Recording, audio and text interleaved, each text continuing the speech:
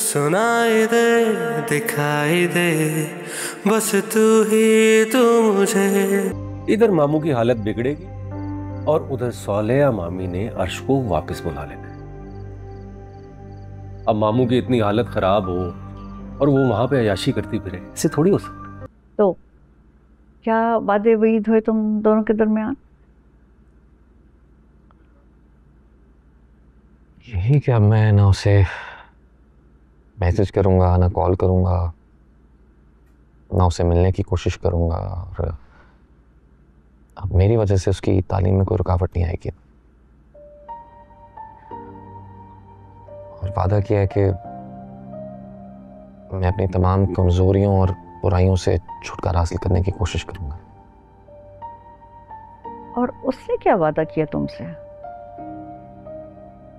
यही कि अगर उसकी तालीम मुकम्मल होने तक मैं उसके रास्ते में ना आया और एक अच्छा इंसान बन गया तो उससे शादी करेगी। असल मैं चाहती हूँ कि दुनिया की हर खुशी तुम्हें मिले, मगर मुझे ये रिश्ता किसी बिजनेस डील की तरह लग रहा है। डील है तो डील ही सही, लेकिन मुझे अपनी जिंदगी को सही ट्रैक पर लाना है। मैं चाहता हूँ तुम्हारे लायक नहीं हूँ। जिस शौमान में जमीन पर कोई खंडर। सुना है मोहब्बत तो बेनियाज होती है, इसमें महबूब अच्छा होता है ना बुरा, वो बस महबूब होता है। लेकिन मैं खुद को तुम्हारे काबिल बनाना चाहता हूँ, खुद को बदलना चाहता हूँ। जब मैं खुद को बदलने में कामयाब हो गया सब तेरे नाम है जो है मुझे अपनाओगे?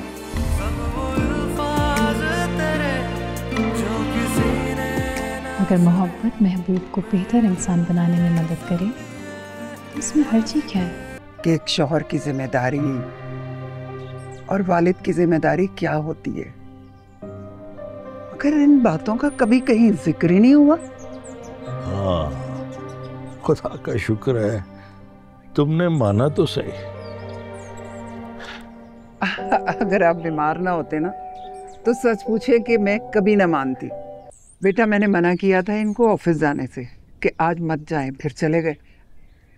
अब देख लो तबीयत फिर खराब हो गई है इनकी।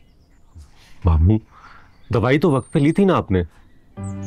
बेटा दवा तो मैं खुद दे रही हूँ इनको, मगर ब्लड प्रेशर कम होने का नाम ही नहीं ले रहा। चले मैं आपको डॉक्टर के पास लेकर चलता हूँ। मैं ये सोच रही थी कि तुमने ना अपने मजनू के सामने कोई बहुत ही मुश्किल शर्त रख दी है। अब जाहिर सी बात है जब तुम उससे कांटेक्ट ही नहीं करोगी तो तुम्हें क्या पता कि उसकी जिंदगी में क्या चल रहा है, और वो जब तुम्हारे सामने आएगा तो तुम्हें कैसे पता चलेगा कि वो वाकई बदल गया है। हेलो हेलो बाबा, क्या हुआ आपकी तबीयत को? तबीयत ठीक है? हाँ मैं ठीक हूँ। तुम इतनी घबराई हुई क्यों? आप पहले मुझे बता, आपकी तबीयत ठीक है कि नहीं? शायद मेरा ब्लड प्रेशर है और मुझे ब्लड प्रेशर की दवाई दे दो। अब वो कह रही है कि किचन में जाओ, पहले बर्तन धो और फिर आइसक्रीम लेके आओ।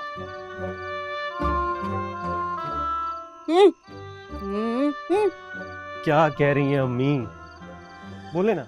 फरोख का व्हाट्सएप स्टेटस खुद देखा है जिसमें तुम भाईजान के सर और पैर दबा रहे थे।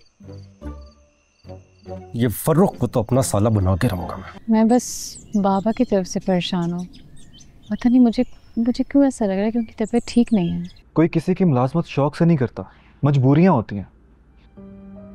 अरे यार उनकी गलती ऐसी थी, मैं पहले अपना नुकसान रिकवर करने की कोशिश कर रहा हूँ, ऊपर से उनकी नाअहली। अम्मी क्या हुआ? बेटा वो तुम्हारे बाबा। क्या हुआ बाबा को? क्या हुआ बाबा को?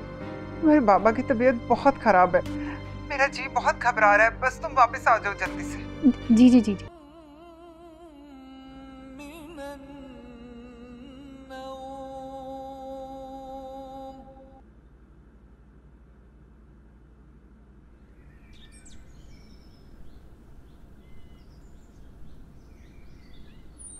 ओ भाई किधर? वो नईम साहब से मिलना है मुझे। वो तो यहाँ नहीं रहते, वो काफ़ी अर्सा पहले घर फरोख्त करके चले गए हैं।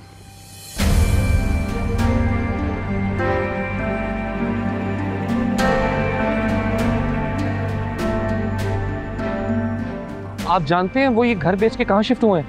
इस बारे में मैं नहीं जानता। तुम्हें तो पता होगा वो कहाँ शिफ्ट हुए हैं या कोई कांटेक्ट?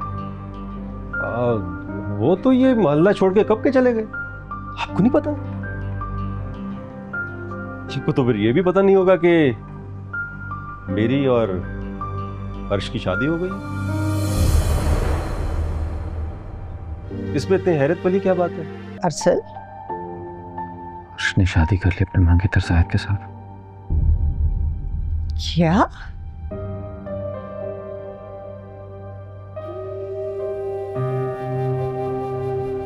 धोखा दिया उसने मुझे। ऐसा जवाब देता कि सारी उम्र याद रखती।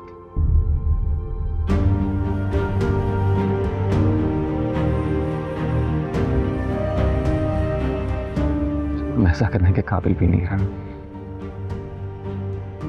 किसी को नुकसान पहुंचाने वाला अरसल नहीं रहा। चलो ठीक है, अब स्टोरी टाइम खत्म हो गया।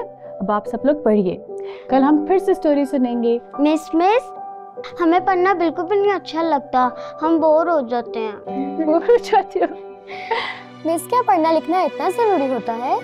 अल्लाह के फजलो करम से चंद ही बरसों में तुमने बिजनेस को इतनी कामयाबी से चलाया है। इस बिजनेस को जैसे तैसे चलाओगे ये तो मैं जानता था, मगर इतनी कामयाबी से चला लोगे इस बात का यकीन नहीं था मुझे। मुझे तो समझ नहीं आ रहा कि मैं ऐसा क्या करूं, ऐसा क्या करूं कि ये वाकयात ही ना बंद हो जाए।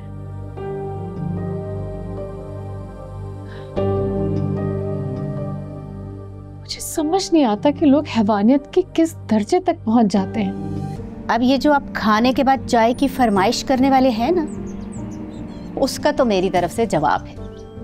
खुद उठो, खुद बनाओ चाय अपने लिए भी और एक कप मुझे भी मेरे कमरे में दे दो, ठीक है?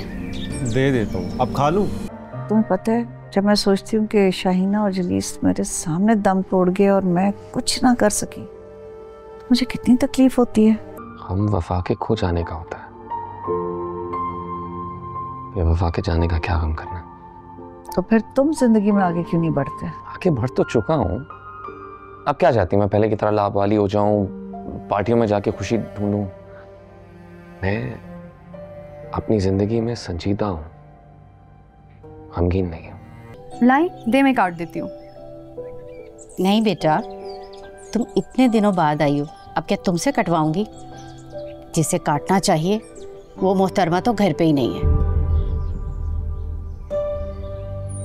अम्मी, भाभी शुरू से ही ऐसी हैं।